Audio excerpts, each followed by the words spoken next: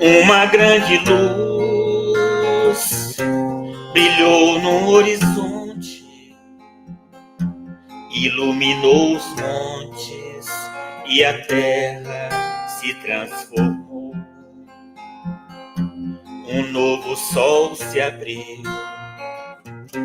e o mar se acalmou. As flores se abriram, então surgiu o amor. Os anjos lá dos céus tocavam lindas melodias e o povo aqui na terra cantava com alegria. A paz então chegou, trazendo esperança. O amor que a caridade trouxe a bonança. Jesus a todos prometeu uma nova morada na terra de Deus. Jesus a todos prometeu uma nova morada na casa de Deus.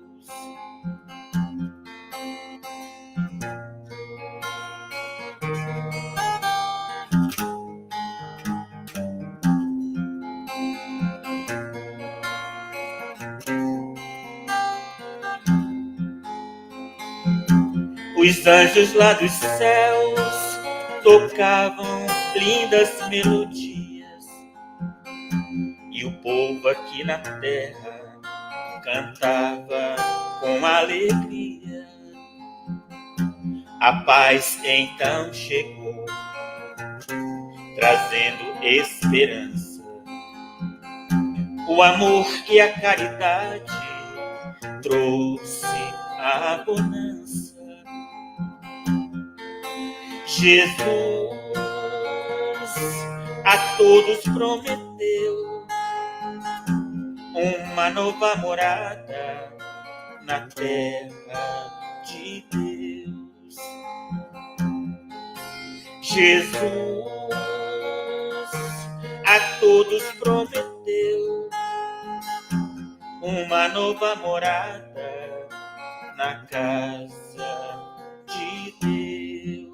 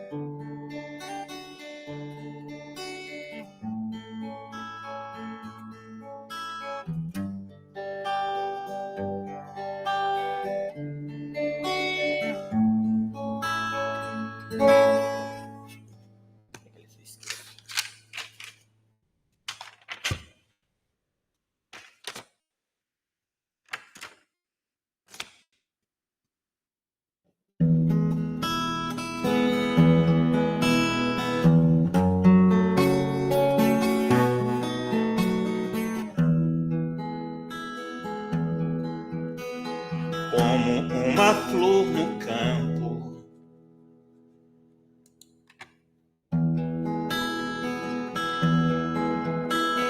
como uma flor no campo, como a luz do sol. Ouço uma voz que canta uma doce canção no despertar do dia.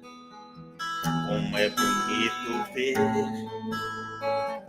um jardim em flor, tão lindas e perfumosas, todas coloridas, espalhando amor.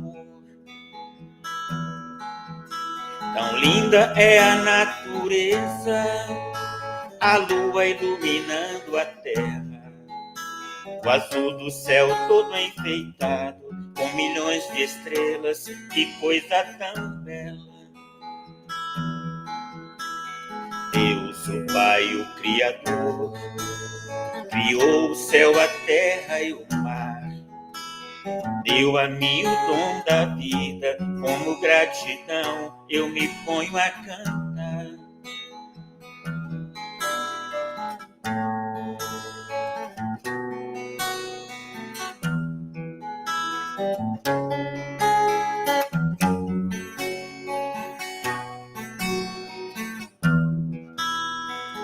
Como é bonito ver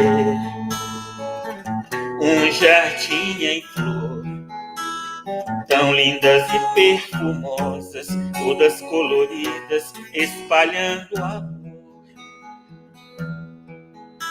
Tão linda é a natureza, a lua iluminando a terra, o azul do céu todo enfeitado com milhões de estrelas, que coisa tão bela.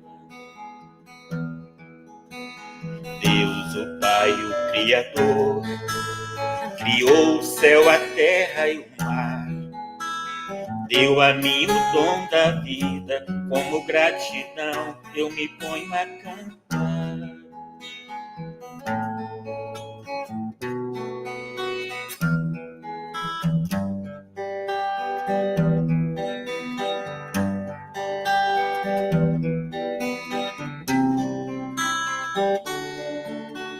Pai, eu quero te amar, tocar o seu coração e me derramar a seus pés.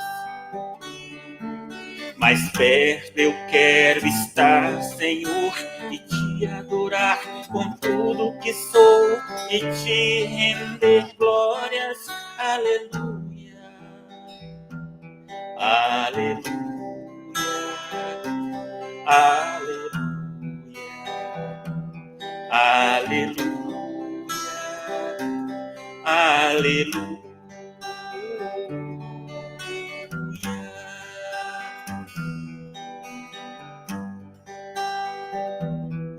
Quando lutas vierem me derrubar, firmado em ti eu estarei. Tu és meu refúgio, ó Deus.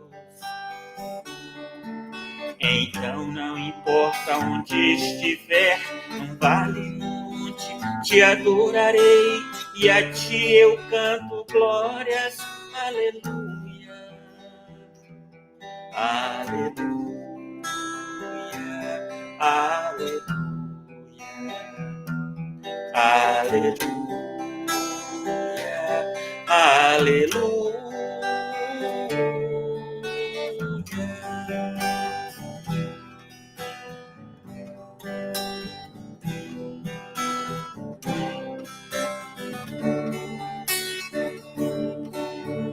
Pai, eu quero te amar, tocar o seu coração e me derramar a seus pés. Mais perto eu quero estar, Senhor, e te adorar com tudo que sou e te render glórias. Aleluia, aleluia, aleluia,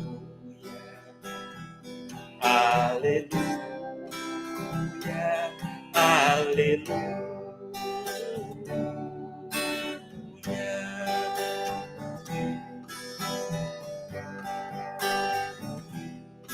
Quando lutas vierem me derrubar, firmado em ti eu estarei. Tu és meu refúgio, ó Deus. Então não importa onde estiver, num vale, num monte, te adorarei, e a ti eu canto glórias. Aleluia, aleluia, aleluia, aleluia, aleluia. aleluia.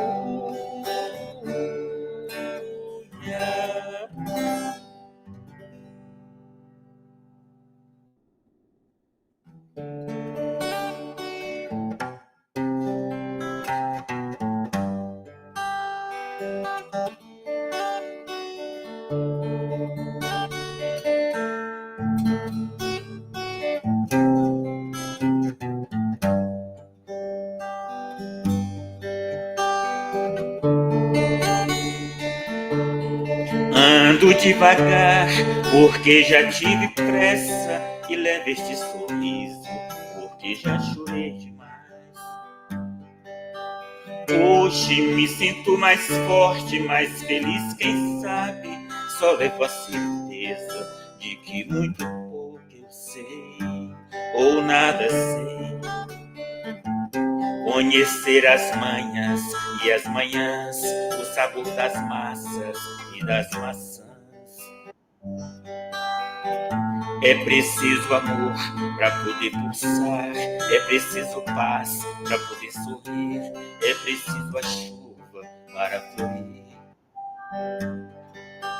Penso que cumprir a vida seja simplesmente compreender a marcha e tocando em frente. Como um velho boiadeiro levando a boiada, eu vou tocando os dias pela longa estrada. Eu vou, estrada eu sou. Conhecer as manhas e as manhãs, o sabor das massas e das maçãs. É preciso amor para poder pulsar, é preciso paz para poder sorrir, é preciso a chuva para florir. Todo mundo ama um dia, todo mundo chora, um dia a gente chega e outro vai embora. Cada um de nós compõe a sua história e cada ser em si carrega o dom de ser capaz de ser feliz. Conhecer as manhas e as manhãs, o sabor das massas e das maçãs. É preciso amor para poder pulsar, é preciso paz para poder sorrir, é preciso a chuva para florir.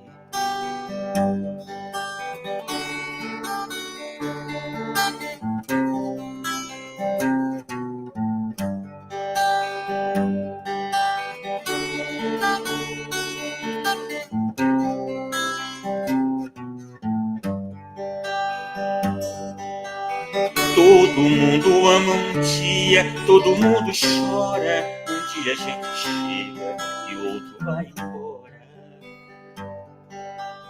Cada um de nós compõe a sua história, cada ser em si carrega o dom de ser capaz de ser feliz.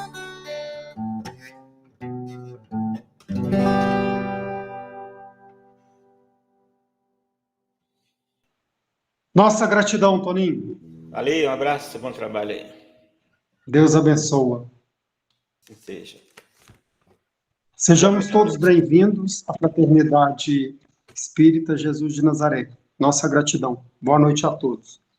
Samuel, seja bem-vindo.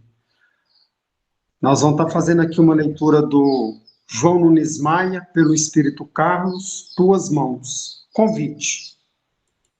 Vinde, comei do meu pão e bebei do meu vinho, que misturei. Provérbios 9, 5. Convite fraterno deve ser o sinal de que o mundo não é somente teu, pertence a todas as criaturas. Experimenta um prazer indivisível na alma, convidando o teu companheiro de trabalho ou de distração para um dos seus repassos habituais. E conversa com ele animadamente acerca de assuntos agradáveis. E vê que terapia grandiosa, gerada por simples amizade. Os laços que nos prendem por simpatia e que nos proporcionam o convívio são elos de luz, em feição de vida. Por assim dizer, o amor querendo enraizar nos corações pelo impulso da universalidade. A nossa gratidão ao nosso irmão Toninho pela harmonização, a nossa gratidão a Deus pelo dom da vida, pela oportunidade da encarnação e por esse momento de estudo e reflexão. Nós vamos estar falando hoje, ouvindo hoje o estudo da genealogia de Jesus e a transição planetária, com o nosso irmão Samuel Gomes. Então, que a espiritualidade amiga possa estar do lado dele, o intuindo, para que ele possa trazer para a gente bastante esclarecimento. E do nosso lado, abrindo os nossos corações para o entendimento. A nossa gratidão a Jesus, que é o amor de nossas vidas, que veio até a Terra e deixou seu exemplo para que possamos seguir. A nossa gratidão à espiritualidade amiga, ao nosso anjo da guarda, aos nossos mentores, ao mentor da fraternidade espírita Jesus de Nazaré. Senhor, nós te agradecemos e te cuida os meus cachorrinhos. Senhor, nós te agradecemos e que possamos iniciar os estudos da noite de hoje. Samuel, seja bem-vindo. Nossa gratidão. Obrigado. Que Jesus possa nos amparar, que a espiritualidade esteja conosco. Nós vamos desenvolver o tema. As pessoas fiquem à vontade para participar e fazer perguntas, se quiserem ou participar, né? Quiserem escrever, quiserem pedir a mão, levantar a mão, fiquem à vontade, tá bom?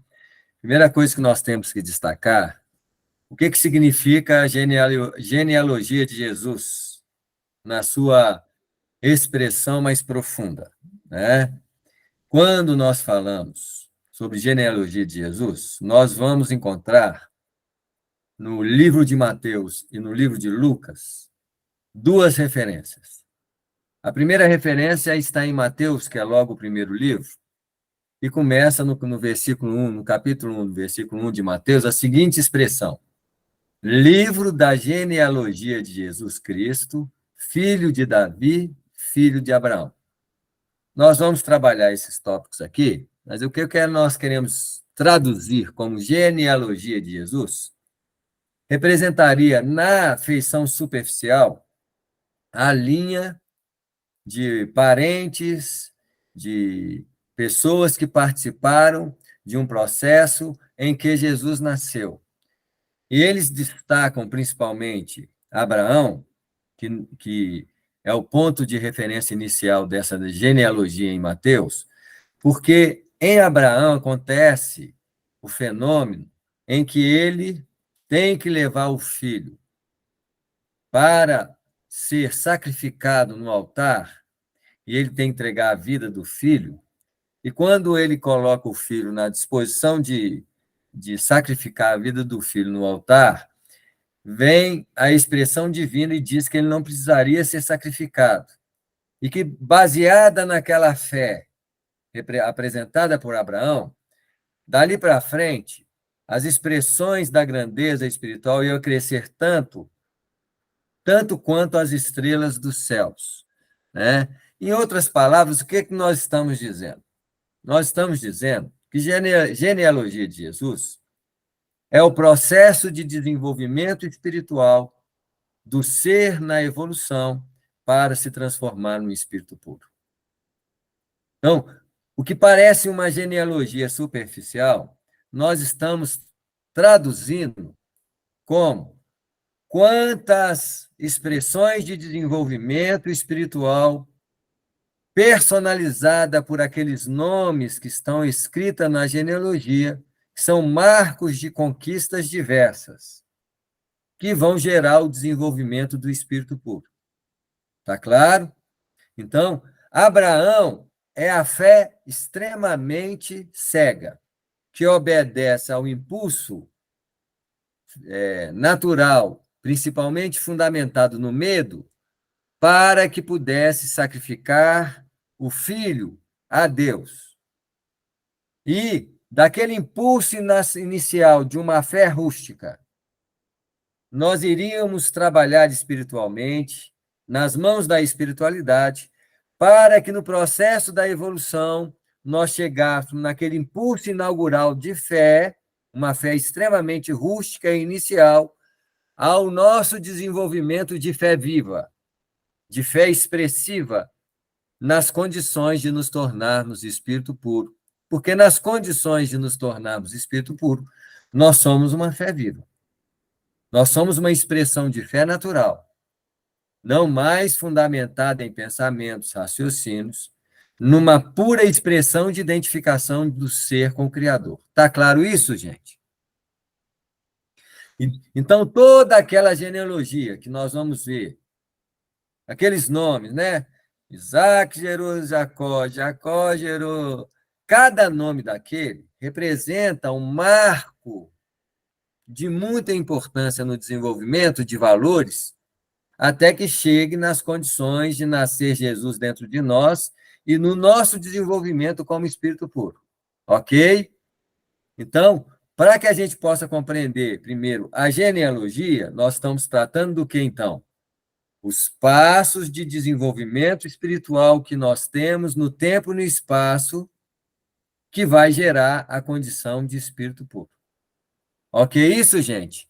Alguma dúvida até aqui? Todo mundo está entendendo o que eu estou dizendo? Está claro, gente? Podemos seguir? Então, nós vamos então distinguir a escrita da genealogia de Mateus para Lucas. A escrita de Mateus, ele parte de um processo crescente, mas ele começa em Abraão. Já em Lucas, ele parte de uma perspectiva decrescente, saindo de Jesus até o final, na origem divina, onde nós nascemos do Criador. Então, para vocês entenderem, eu vou pegar aqui o versículo de Lucas, no capítulo 3 de Lucas, nós vamos ver a descrição da genealogia. Logicamente que nem em Mateus e nem em Lucas, nós vamos passar aqueles nomes todos lá da genealogia, porque aí nós vamos gastar o nosso tempo só de falar os nomes da genealogia. Nós vamos só pegar aquilo que é mais evidente, importante para o nosso entendimento. Está claro, gente? Então, vamos lá. Então, em Lucas, no capítulo 3, versículo 23, ele diz assim: ora, Jesus, ao começar seu ministério, tinha cerca de 30 anos. Aqui tem um marco muito importante, porque existe todo um processo de desenvolvimento psíquico e espiritual em nós que vai fixar uma maturidade bem grande quando nós simbolizarmos os 30 anos de Jesus, e dos 30 anos de Jesus aos 33 anos de Jesus, é o marco definitivo em que nós vamos nos movimentar na condição de espíritos puros. E nessas condições de espírito puro, esses 3 anos seriam o marco final desse processo evolutivo. Ok, gente? E ele diz assim, tinha 30 anos, sendo como cuidava, filho de José e filho de Eli. Na genealogia de Lucas, ele vai de Jesus, José, Eli, e vai decrescendo. Então, uma genealogia que sai da grandeza do Cristo até as nossas condições de princípio inteligente saindo do Criador. E eu vou explicar por que isso, né? Então, e ele marca ali que Jesus é filho de José, que é ligado a Eli, já que ele tinha que associar o nome de Eli para o processo de ligação com as linhas evolutivas de Abraão, de toda a linha evolutiva ligada a Abraão, Davi, e toda aquela linha ligada ao processo da fé. Tá claro? Porque José não é descendente de Abraão. É casado com Maria, que é descendente de Abraão. Ok? No processo do desenvolvimento de Jesus, Maria é o marco definitivo. Porque ela é o marco do sentimento puro, do sentimento que gera a personalidade de Jesus. Então, vai chegar uma hora que nosso sentimento puro, que é sentimento sem mácula, o que é sentimento sem mácula, sem sujeira? Eu não vou ser egoísta, apegado, não vou ter traços de afeto material. Nós estamos falando de um sentimento vinculado à natureza espiritual, sem nenhum resquício de imperfeições. Porque o psiquismo Cristo, ou Jesus, representado, o Jesus Cristo, retratando o nosso Cristo interior, quando nós emergimos, o nosso sentimento não pode ter nenhuma variante, por exemplo, de apego como nós temos hoje familiarmente falando. Se eu amo meu filho, diferente de amar as crianças de uma outra família, isso é um marco de limitações afetivos e espirituais que, em se traduzindo na condição de Maria, não pode existir. Logicamente que nós vamos exigir do espírito humano essa condição, porque ele já está amando até muito quando ele ama um filho com uma qualidade bem acentuada. Mas você exigir que nós amemos da mesma forma que amemos um filho, todas as pessoas e todas as criaturas, exigiria essa limpeza no sentimento para, pelo menos, por exemplo, não amar quem é da consanguinidade mais do que quem não é. Se eu amo mais na consanguinidade, menos nas condições de quem não é da consanguinidade, há uma limitação amorosa. E em Jesus isso não existe. Basta ver quando, para nos ensinar a grandeza do amor divino, quando ele estava naquela casa em que a mãe e os filhos estavam fora, em Jerusalém, e eles bateram para entrar, não é assim? E os companheiros estavam dentro da casa e falaram: sua mãe e seus irmãos estão lá fora. Ele vai e faz aquela grande indagação: quem é minha mãe, meu pai, meus irmãos, senão aqueles que estão aqui, e seria uma contradição ao que ele disse anteriormente, quando ele diz: amai vosso pai, honrai vosso pai e vossa mãe. Jesus não estava traduzindo numa contradição amorosa à mãe, mas naquele momento ele vai dizer que o amor nas condições de espírito puro, ele é um amor que abrange além dos limites humanos, materiais e qualquer que sejam eles, ultrapassando as condições superficiais das ligações humanas na Terra. Está claro isso, gente? Naquele momento, ele estava trazendo uma lição de profundidade nas questões amorosas, que ele estava ampliando as condições de pai, mães e filhos, já que também nós temos que compreender que há circunstâncias reencarnatórias dentro de uma família nas quais as experiências humanas da Terra promovem, é para que nós aprofundemos no amor. E como as reencarnações coloca sempre gente nova de resgate nas linhas dos convívios familiares, vai chegar uma hora que nós temos muitos pais, muitas mães, né, um grande número de familiares, e que em cada reencarnação não vai caber essa grande número de pessoas, logicamente vai chegar uma hora que essas pessoas estarão em outras famílias, da qual, com um número muito grande de pais, irmãos e filhos, vai chegar uma hora que você tem um vizinho que já foi seu pai, uma vizinha que já foi sua mãe, um outro vizinho que já foi seu irmão, e vai chegar uma hora que todo mundo da mesma família. Não vai ter nem como você deixar sua porta fechada, já que você vai reconhecer espiritualmente essas condições, e essas famílias, então, são nossas famílias. Até a gente acordar e falar assim: então só está faltando aquele resto ali reencarnar comigo para virar família, eu não preciso mais reencarnar com eles, não, vai ficar todo mundo família sem precisar reencarnar,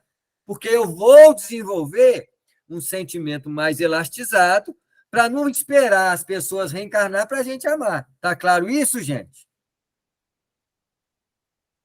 Então, quando a gente consegue dilatar nossas condições amorosas para esse nível, nós estamos dilatando nossa condição espiritual evolutiva. Ok?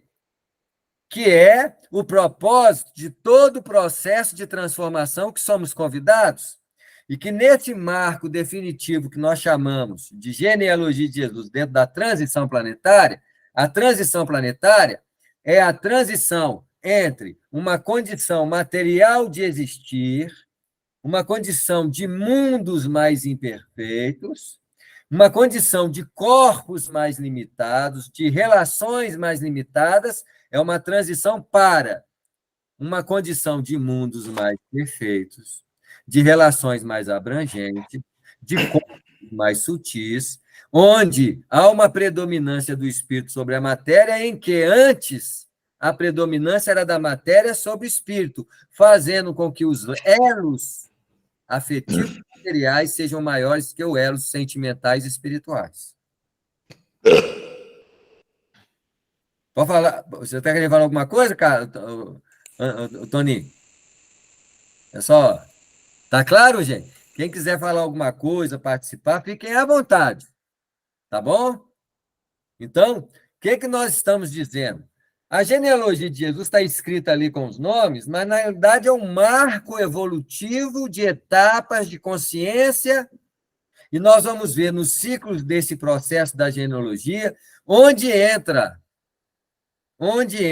a transição planetária nesse marco, em que passo entra a transição planetária, e a gente vai ver quanto tempo se gasta para, dentro da transição planetária, em relação ao passado, quanto tempo é maior ou menor no processo da evolução. Está tendo uma pergunta aí da Juscelia, é isso mesmo? O amor tem vários níveis.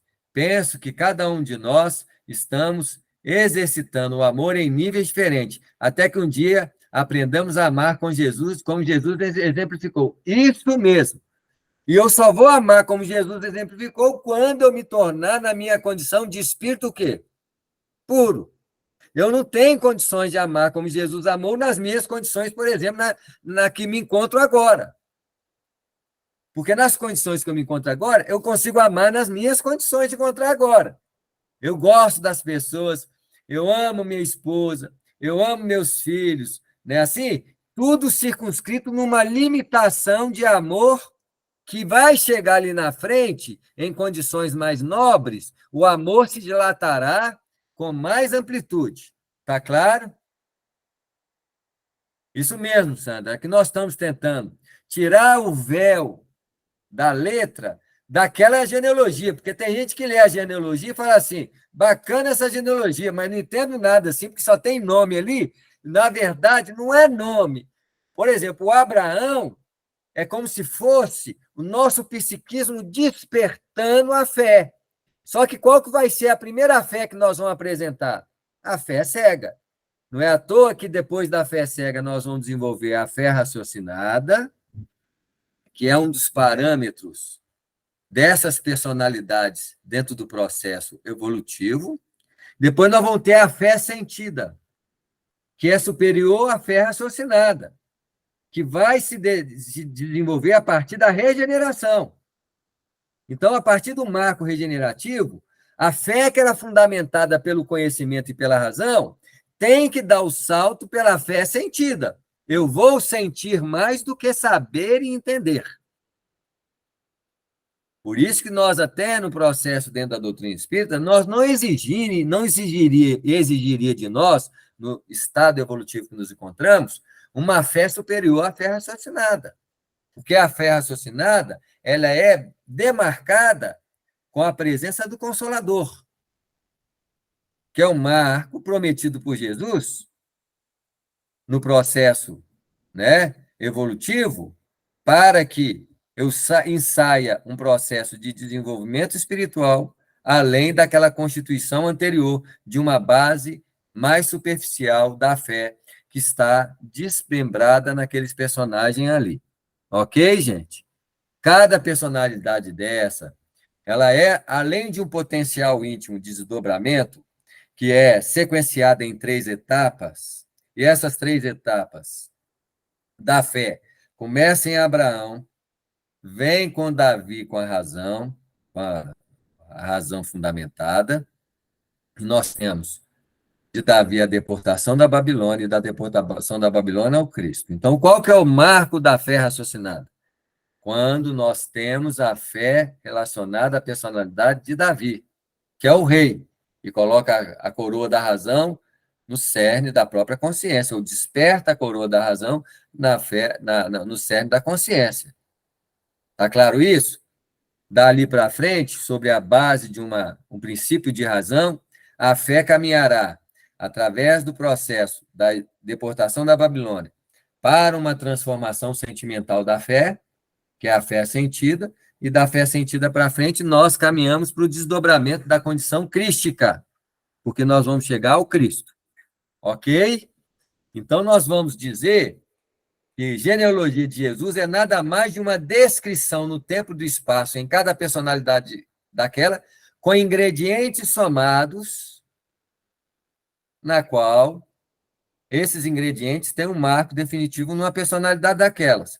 Ao ponto de chegarmos no nascimento de Jesus Cristo, José, como fundamento da razão estabelecida na justiça, somada ao sentimento puro de Maria, ó, razão estabelecida na justiça, sentimento puro em Maria, somado ao Espírito Santo, que é a condição fecundada da realidade espiritual. Com esses três ingredientes, razão fundamentada na justiça, sentimento puro e consciência espiritual, juntando a nossa personalidade, surge a personalidade em nós de Jesus, Cristo, que é a nossa personalidade espiritual sentida de dentro para fora.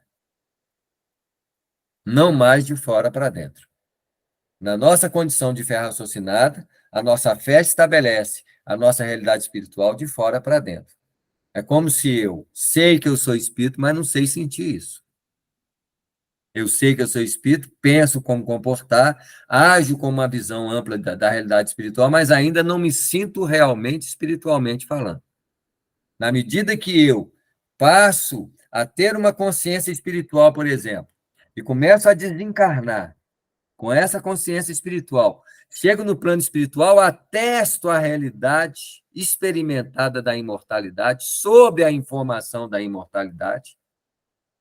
Então, nós já temos uma sensação diferenciada e falamos assim, nossa, era tudo verdade. Só essa sensação que você faz assim, nossa, já é saindo o marco da razão e começando a pipocar uma sensação da realidade imortal.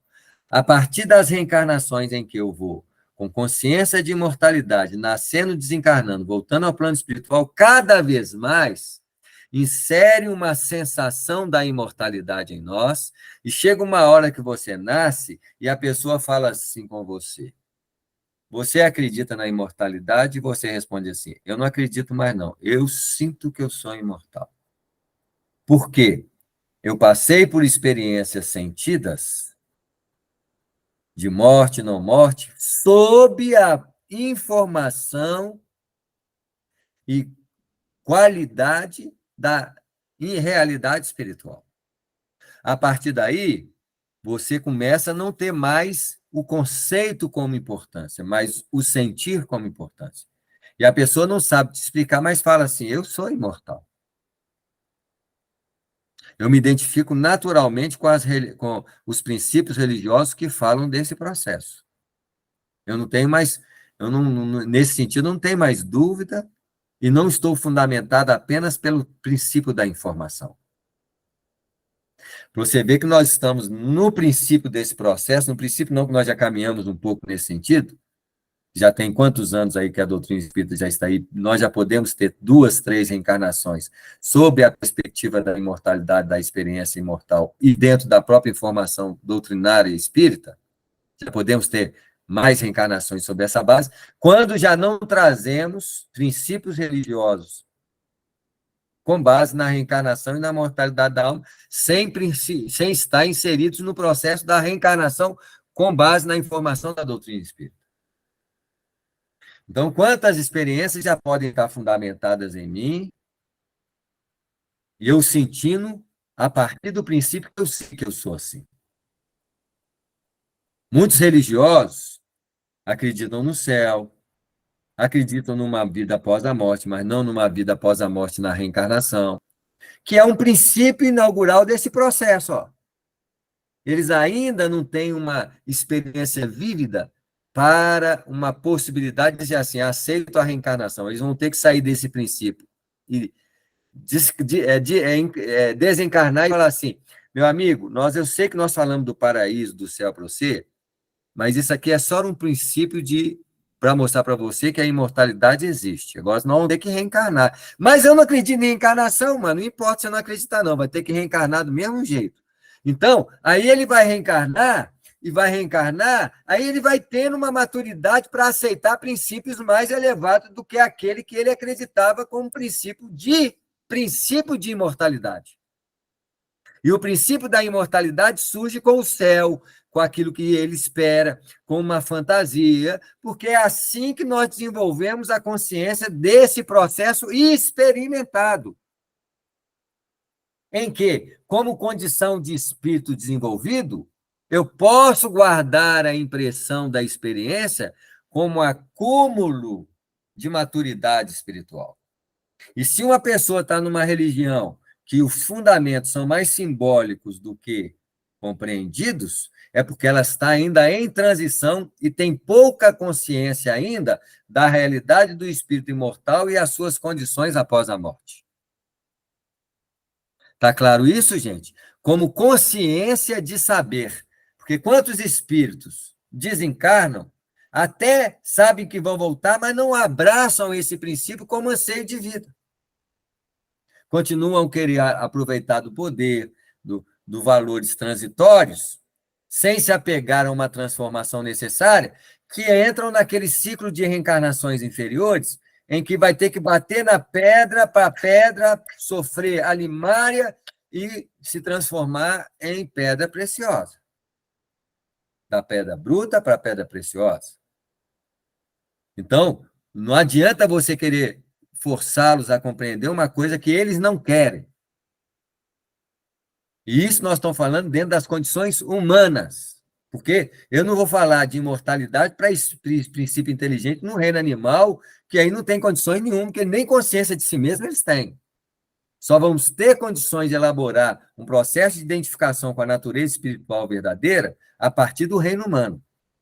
Mesmo assim, em estágios do reino humano, que precisam de uma certa maturidade e experiências múltiplas, para que ele possa assenhorar essa consciência imortal, e ele possa perceber essa consciência imortal a partir das próprias experiências de morte, nascimento, desencarnação, vida no plano espiritual, em que vai fundamentando cada vez mais uma clareza do processo imortal e da natureza espiritual em nós. Até aqui está tranquilo que eu estou falando, gente? Eu quero uma abrangência aí para a turma aí, porque se alguém está com dúvida, por favor, apresente as dúvidas, porque nós estamos tentando desdobrar assuntos que parecem ser simples numa primeira expressão, mas precisa de uma conscientização do que nós estamos falando. Isso está claro? Então, por que tem pessoas que não aderem à doutrina espírita? Porque ainda não morreram o suficiente com consciência para assimilar uma verdade que precisa dessa consciência após a morte.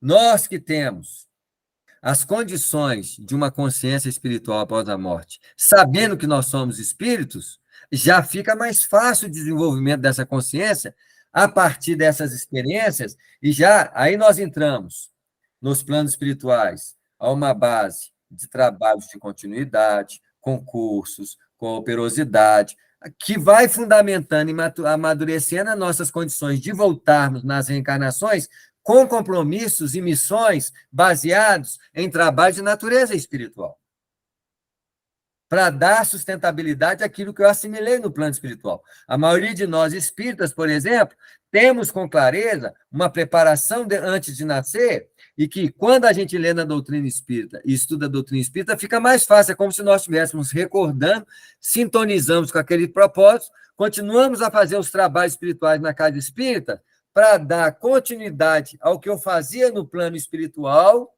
sustentado no plano material, volto para o plano espiritual com muito mais credencial de continuidade, para quando eu voltar no plano material, maior é meu comprometimento nas linhas dos trabalhos espirituais, com mais espontaneidade, fundamentando uma natureza espiritual para a Terra. Isso está claro, gente? E nós precisamos, assim, nessa fundamentação, né? Cada vez mais um compromisso maior em parceria com a espiritualidade, com os propósitos divinos, a fim de cada vez mais eu me sintonizo com os propósitos do Criador. Que uma hora será espontâneo, não terá nenhuma dificuldade para nós em assumirmos as responsabilidades que nos cabem. Uma das características muito claras dos mentores, dos espíritos mais nobres, é que eles assumem essa responsabilidade sem carga nenhuma de peso, como se estivesse fazendo uma coisa de sacrifício. Chega uma hora em nosso processo evolutivo que nós não estaremos fazendo o que nós fazemos sob uma perspectiva, eu tenho que me sacrificar muito, nossa, que luta, que sacrifício a minha existência, né? Assim, eu lembro quando o Chico Xavier, ele completou 60 anos da mediunidade dele, eu não estou falando de 60 anos de idade, nós estamos falando de 60 anos da operosidade no trabalho mediúnico, que ele deve ter começado com o quê? Lá com os 19, 20 anos, ou cá 20 anos, 60 anos, ele tinha que estar com 80 anos, pelo menos, na vida material.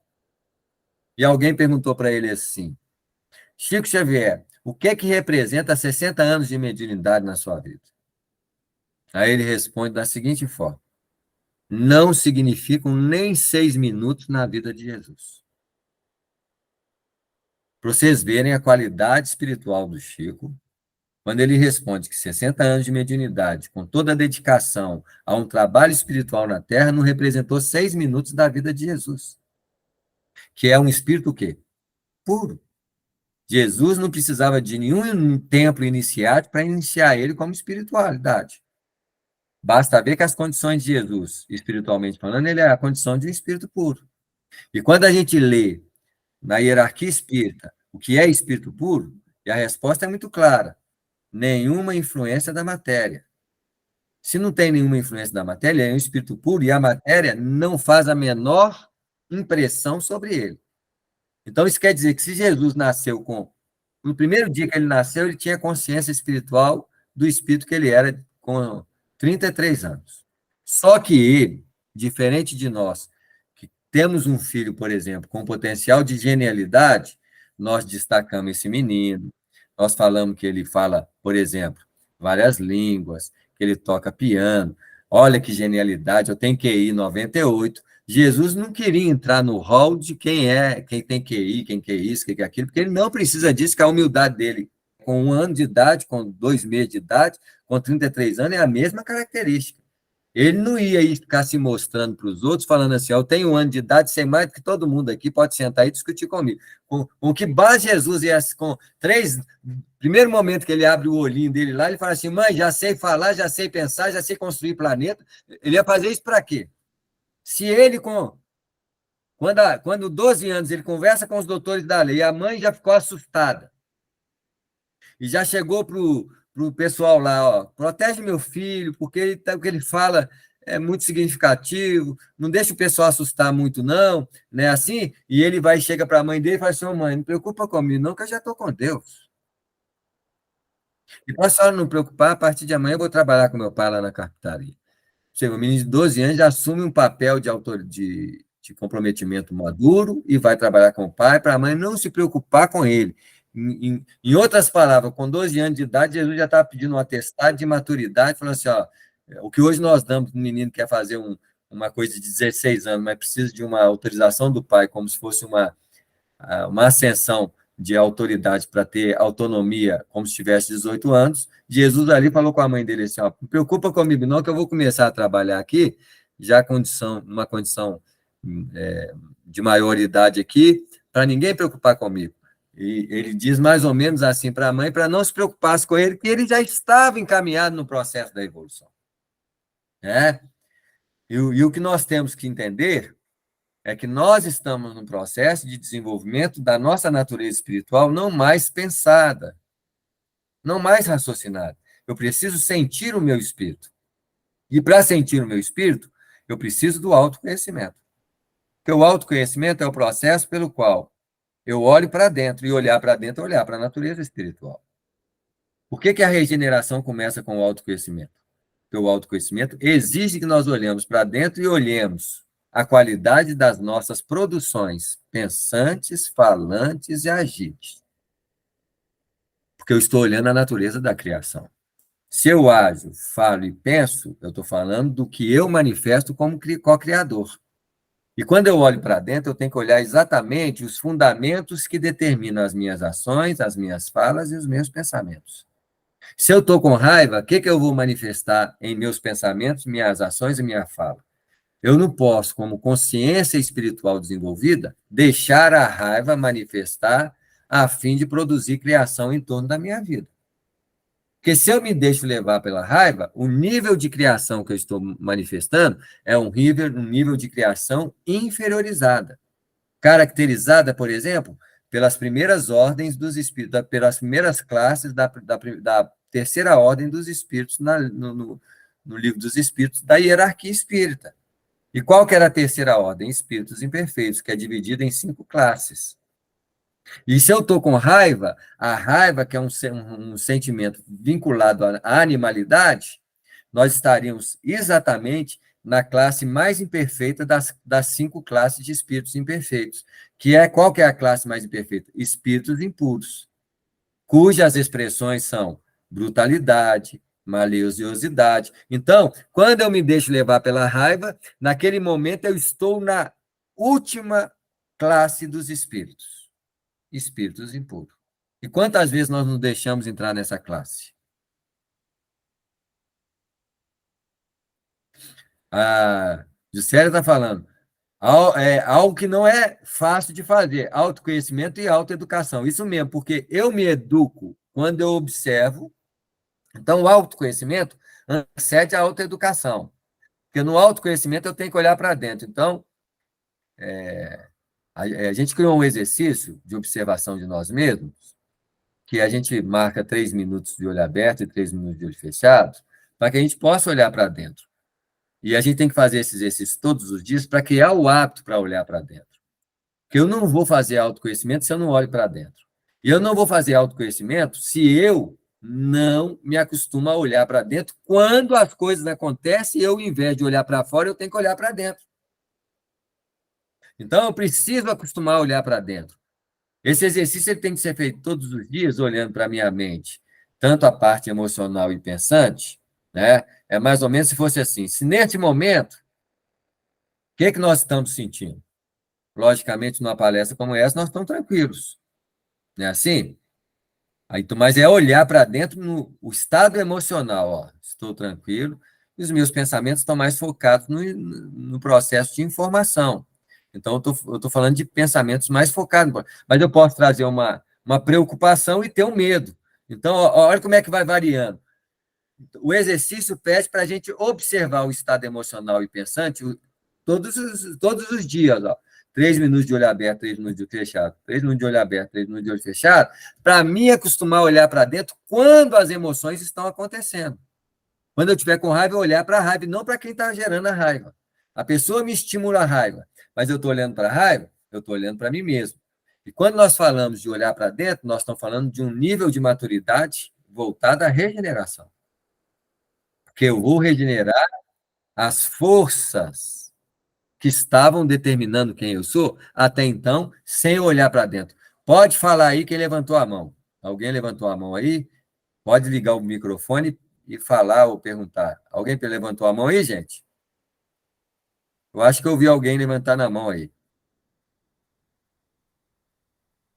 Não tem ninguém não, né? Tá tranquilo? Quiser levantar a mão, levanta aí e pode abrir o microfone e perguntar, tá bom, gente? Apesar que o nosso tempo ali, mas não importa. A gente aqui, nós não estamos com pressa de desenvolvimento de entendimento, nós estamos com necessidade de compreensão do entendimento. Tá claro? Então, nós estamos vendo que a genealogia de Jesus, em Mateus, no capítulo 1 e 17, que é a última parte da genealogia, o que vai estar descrito? Ó, de sorte que de todas as gerações, então, de todas as gerações que vão gerar o Espírito puro, de todas as gerações da genealogia de Jesus, que vai gerar o Cristo, então, ele fala assim, de todas as gerações, desde Abraão até Davi, então ele coloca um marco. De Abraão a Davi é um marco fixo. De Abraão, fé cega, Davi, introdução da razão. A razão desenvolvida da fé, ó, então nós tivemos uma fase evolutiva que as pessoas eram seguidas pela fé, depois veio o desenvolvimento da razão com o despertar da ciência. Não estou falando da fé raciocinada ainda não, gente. A coroa da razão é o marco para que as pessoas pudessem, sob o olhar da razão, desmistificar a fé. Quanto tempo levou isso aí? Todas aquelas fases de desenvolvimento, até o marco da razão, que é em Davi, é uma fase. Aí ele fala assim, de Davi até a deportação da Babilônia, então, o segundo marco, além de Davi, deportação da Babilônia. O que é deportação da Babilônia? Degradação, limpeza espiritual. Então, nós estamos falando de uma deportação da Babilônia, simbolicamente falando. Deportação da Babilônia é a fase em que vai haver a limpeza espiritual. E para ter a limpeza espiritual, já tem que ter acontecido a fé raciocinada. Já tem que ter concebido a razão e a lógica sobre instrumentação da verdade espiritual. E com isso, nós estamos aptos a ser chamados à responsabilidade de uma forma mais clara para nós abrirmos mão do mal e da inconsciência. E com isso, nós passamos por um processo de quê? A aferição de valores em que há uma limpeza espiritual e a deportação da Babilônia. O que é a deportação da Babilônia? Saída de espíritos que não têm condições, entradas de espíritos que têm condições melhores que as nossas. Aí ele vai falar, e desde a deportação da Babilônia até o Cristo, 14 gerações. Nós temos, então, de sorte, da geração de Abraão até Davi, 14 gerações, de Davi a deportação, 14 gerações. Uma dupla condição de 14 e 14. Quer dizer que é um ciclo de 7, um ciclo de 7, um ciclo de 7, um ciclo de 7. 4 ciclos de 7 para gerar a deportação da Babilônia, ou a fase de transição planetária. E da fase da transição planetária até o Cristo, 14 gerações. Diminui metade do processo evolutivo para a gente chegar à condição do Cristo. Então, nós temos que ver, mais ou menos, que, pegando a hierarquia dos espíritos, os cinco classes de espíritos imperfeitos. Então, nós temos, do espíritos imperfeitos, nós temos lá os espíritos impuros, os pseudo-sábios, como é que é? Espíritos impuros, eu não estou aqui com o livro dos espíritos, mas eu vou falar mais ou menos, olha, pseudo-sábios, os batedores, né, assim, se você for olhar a característica de cada um deles, há uma melhoria das condições de imperfeição, marcando cada um deles, chegando numa classe que ele falou assim, esses brincalhões e batedores, eles cabem em todas. Não é assim? Mas nós vamos ver ali 4 classes específicas traduzindo a fase em que nós começamos. A condição de espírito humano, e a condição de espírito humano começa na onde? Não em Abraão. Começa no homem do pó da terra, em Gênesis. Em que, o que é o homem do pó da terra? É o organismo biológico que a espiritualidade organizou para ter a possibilidade da encarnação de espíritos humanos no planeta.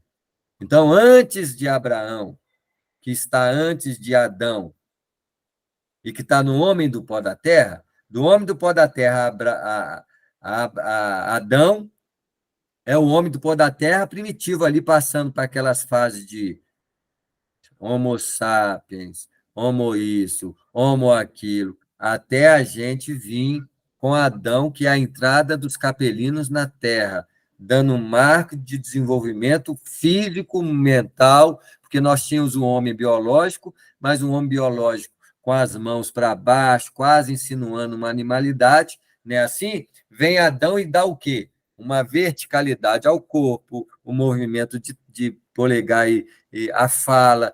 Então, ele usa o corpo do homem do pó da terra com eficácia. E de Adão para frente, nós vamos ver Abraão, que é o Adão tocado pela fé, ó, introduz a fé na consciência humana, e da fé em Abraão, nós vamos ver todo um processo de desenvolvimento da genealogia até a gente conseguir o desenvolvimento da consciência crística.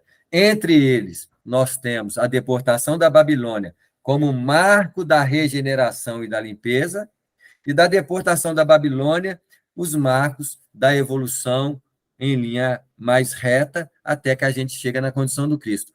Se eu tenho as 4 classes de espíritos imperfeitos entre...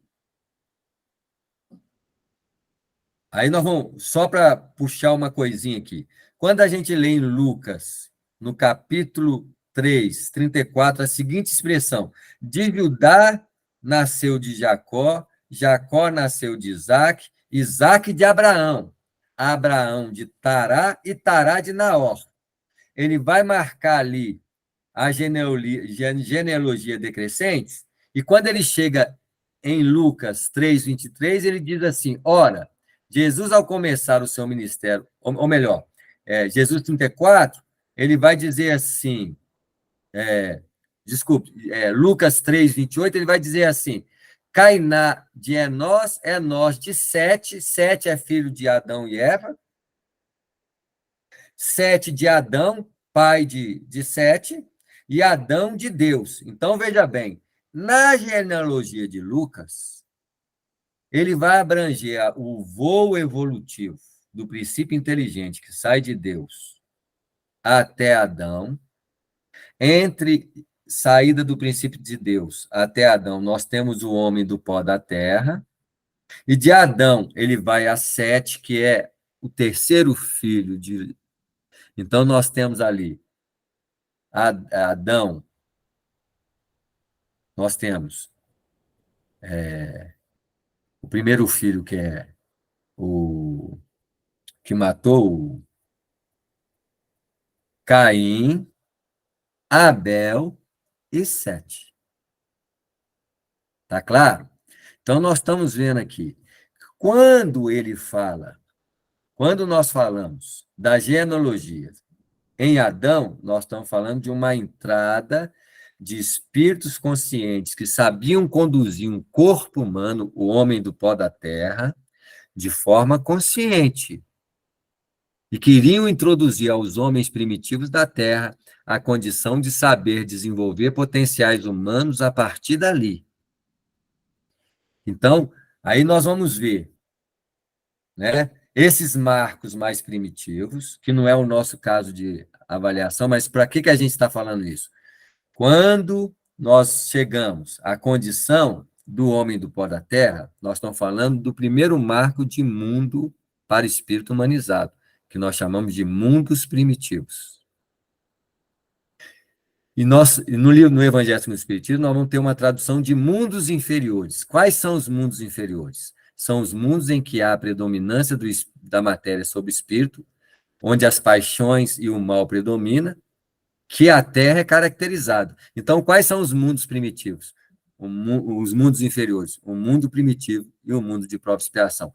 Quem vive no mundo primitivo e no mundo de prova e expiações? A terceira escala dos espíritos. A terceira escala dos espíritos.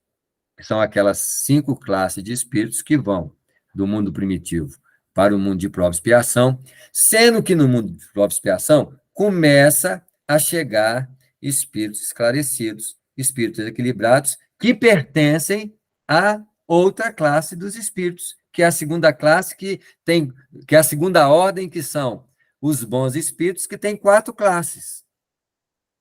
E que de vez em quando aparecem os espíritos desses para introduzir isso aqui, até que nós comecemos a adotar sentimentos nobres, vontade de ajudar os outros, que já nos chama a condição das classes dos bons espíritos. Nós somos as 2 últimas classes? Não. Espírito de sabedoria, espírito de ciência, de bondade e razão? Não. Mas nós já temos traços da primeira classe dos bons espíritos, que são os espíritos amorosos, simpáticos, bons, e os da segunda classe, que é espírito que junta bondade e ciência para aplicar ao bem. Nós já temos alguma coisa dessas 2 classes, mas essas 2 classes é a demarcação do final do mundo de prova e expiação para o mundo de regeneração, que abrange a transição planetária. Então, nós temos, nesse período, espíritos com características que trazem as 4 classes inferiores, mas denotam classes já pelo menos das 2 classes superiores da ordem dos bons espíritos. Então, quando a gente chega no mundo de transição, nós introduzimos um terceiro mundo, que é o mundo de regeneração, e quando nós entrarmos no mundo de regeneração, não terá mais características das classes inferiores da terceira ordem. Só vai habitar espíritos com predisposição às classes superiores dos bons espíritos, que aí nós vamos ver as características de predominância do espírito sobre a matéria.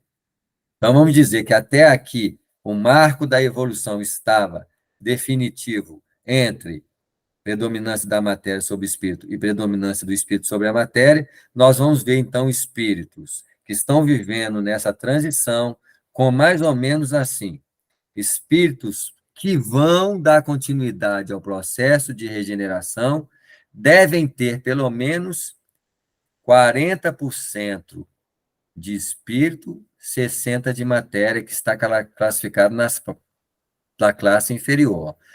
Predominância da matéria sobre espírito, 60% de matéria, 40% de espírito. Muitos espíritos hoje já têm 45% de espírito e 55% de matéria. Alguns espíritos, muita gente, não é alguns não, tem até uma quantidade boa, entre 50% de matéria, 50% de espírito, e já temos alguns espíritos com 55% de espírito, 45% de matéria.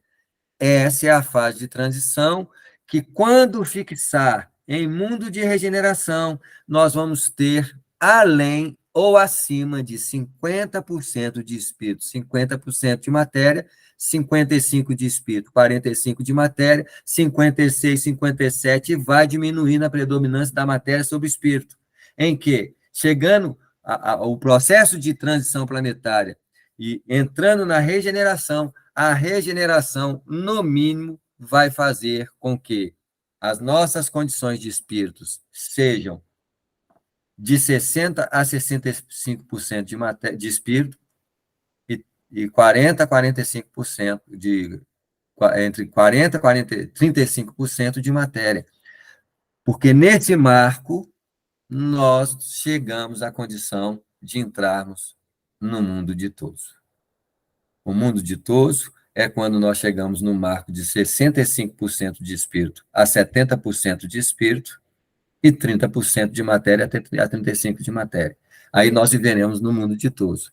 O mundo ditoso chega praticamente a uma condição que aí nós tínhamos que ler aqueles livros lá do Evangelho segundo o Espiritismo, que fala lá, ó, mundos superiores. Eles vão falar as características dos mundos superiores. O que é o mundo ditoso? O que é o mundo... Então, imagina o que é mundo celeste e divino.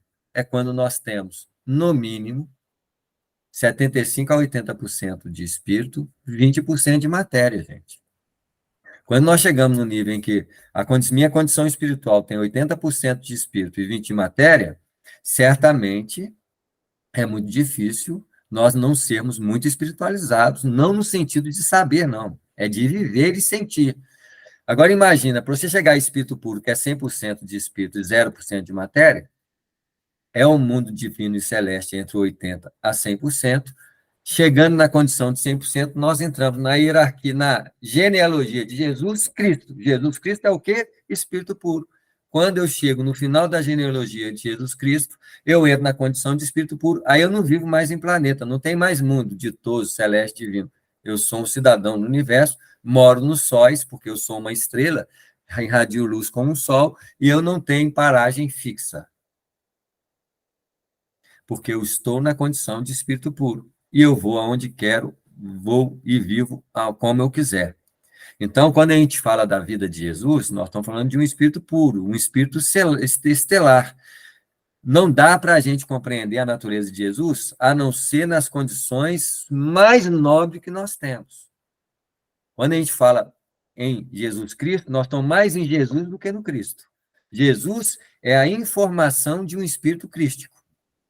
Quando eu estou na informação, porque eu estou na superficialidade.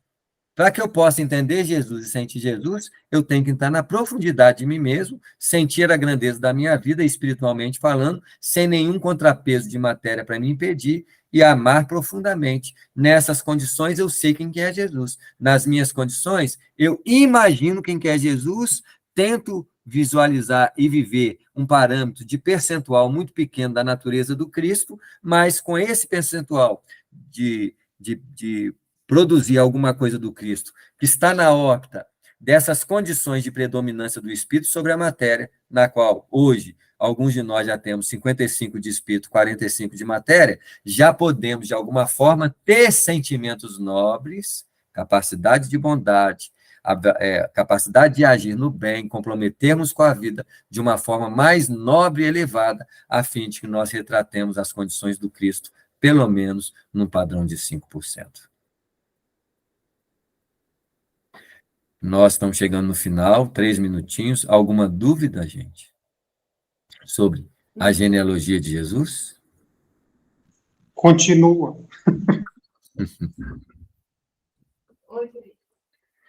Então, o que nós estamos traçando para nós fecharmos? A genealogia de Jesus é o processo de desenvolvimento espiritual de dentro para fora. Que na medida que nós entrarmos no mundo de regeneração, simbolizado com deportação da Babilônia, que é a limpeza espiritual da Terra, na qual, depois da deportação da Babilônia, que começa o ciclo da fase superior do planeta Terra, onde, a partir do ciclo da fase da deportação da Babilônia, o planeta Terra se transforma em mundo de regeneração, mundo ditoso, divino e celeste, nós começamos a imprimir nossas condições cada vez superiores de natureza espiritual, superando as condições de natureza material, e nós começamos, então, a entender o que seria uma evolução em linha reta, da qual, certamente, a partir do mundo de regeneração, certamente nós teremos muitas dificuldades de errar e de tropeçar, na qual, a partir daí, o processo se transforma numa evolução em linha reta. Sandra está perguntando, quero fazer o exercício de sentir meu espírito. Eu tenho um livro que eu escrevi, que é baseado no autoconhecimento, chama-se A Verdade Além das Aparências, o Universo Interior. Quem quiser, aí, é um livro lançado pela editora do For. Ele não é mediúnico. Eu tenho meus livros mediúnicos, são dos espíritos. Esse livro é pessoal meu. Quem quiser compreender alguma coisa nesse sentido, eu ensinei para vocês o exercício que eu usei. Qual que é o exercício que eu usei? Eu ficava 3 minutos de olho aberto, observando meu sentir e meu pensar. Porque sentir e pensar é a base de toda a manifestação criadora do ser. Se eu estou atento ao que eu estou pensando e o que eu estou sentindo, eu tenho uma chance de não levar à frente o meu sentir perturbado, o meu pensar perturbado. Então, o exercício de olho aberto e de olho fechado. Então, eu ficava com o olho fechado, sentindo o que eu estou sentindo, observando meus pensamentos sem julgar, sem condenar, e depois eu abria os olhos, fazia a mesma coisa, porque no dia a dia eu estou de olho aberto, eu fazia o de olho aberto, por quê? Para que eu possa ensaiar a minha condição de quando as coisas estiverem acontecendo comigo, ao invés de eu reagir quando alguém me faz mal, quando alguém me agride, eu olhar para mim e falar assim, nossa, a raiva que eu estou sentindo. E a partir dali, observar a raiva e não deixar a raiva manifestar através do meu comportamento e observar como que eu posso conduzir meu corpo, como que eu não vou falar, como que eu não vou dar bola para o meu pensamento, e eu não vou deixar com que aquelas emoções manifestem através de um trabalho que tem que ser feito com muita dedicação, porque o autoconhecimento não pode ser teórico, ele tem que ser sentido e observado. Tá claro, gente? Quem quiser alguma coisa nesse sentido, eu fiz um trabalho a partir da questão 919 do Livro dos Espíritos, e depois a gente foi aprimorando e chegou a essa condição desse livro, A Verdade Além das Aparências, o Universo Interior. Quem quiser aí, é uma dica que eu dou, mas eu não estou querendo me divulgar, mas como alguma pessoa, eu não gosto de... as obras mediúnicas dos espíritos, a gente divulga porque é dos espíritos. Mas é o trabalho que eu faço comigo. Quem quiser, está aí. Tem palestra dos meus livros aí, porque a editora do Fogo me convidou a fazer muitos centros espíritas, a verdade além das aparências, tem muita palestra desse livro aí, quem quiser também pode pegar aí, fica à vontade, tá bom, gente? Eu queria agradecer a oportunidade de estar com vocês, desejando muita paz, muita alegria em todos os corações. Alguma dúvida, alguma pergunta? Você está doido, perfeito. Mas precisa continuar estudando. É Deixa eu isso te aí, contar. É.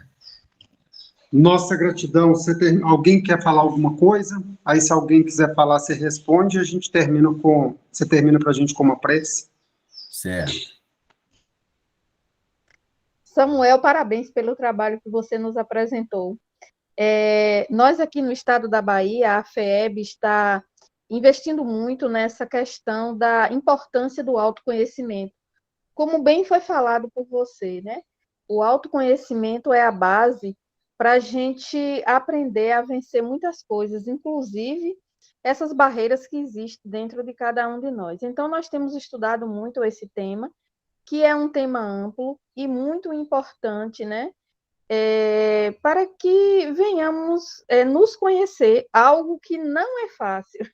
Isso Algo mesmo. que não é fácil de fazer, mas assim, é o caminho, né? É a proposta que todos nós somos convidados, né? Então, Muito foi bem, muito bom é o seu isso trabalho, mesmo. parabéns. Obrigado vocês.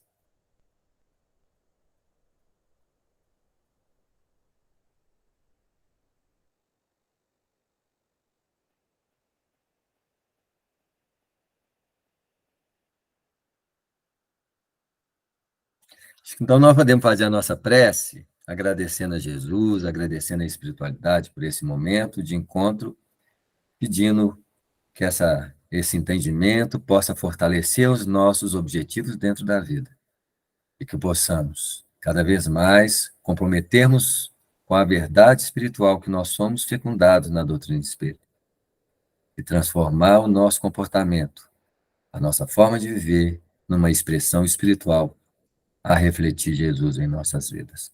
Que a paz e o amor estejam em nossos corações, hoje e sempre.